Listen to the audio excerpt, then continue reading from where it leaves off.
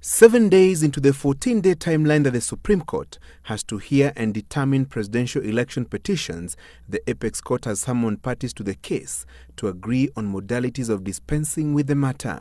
The status conference will be held tomorrow at 7 p.m.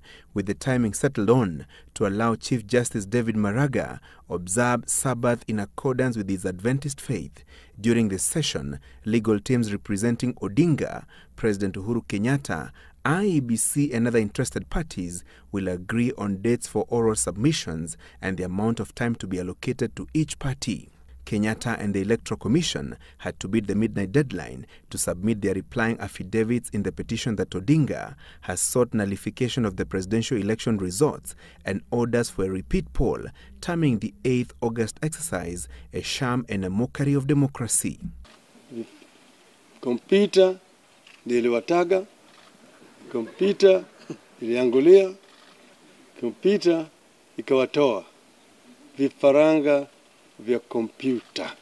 But Kenyatta in his affidavit has defended his re-election and asked the 7-judge bench to uphold IEBC's declaration that he trounced Odinga by garnering 8.2 million votes against the NASA flag-bearer's 6.7 million. The president insisted he had clinched the seat in a free, fair and verifiable contest. We will file all the documents in which the president and his team addresses each and every allegation made by the Honorable former Prime Minister and his team. And we are confident about the answers we give.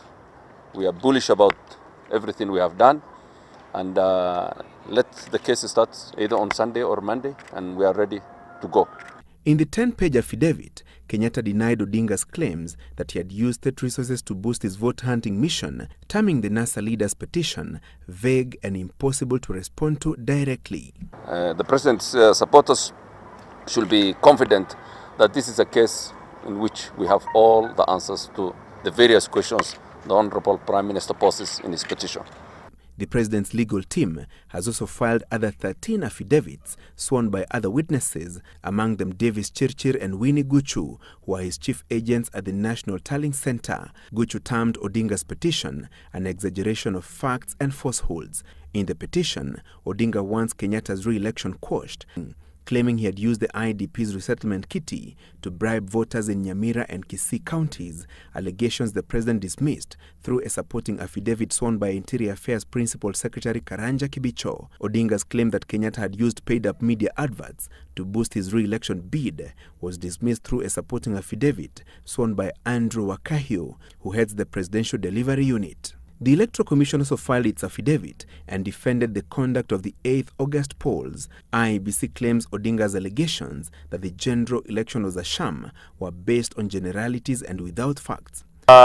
We got volumes here. We got about 12 volumes of documentation, which is basically a set for each and every party that is required to have a set of those documents.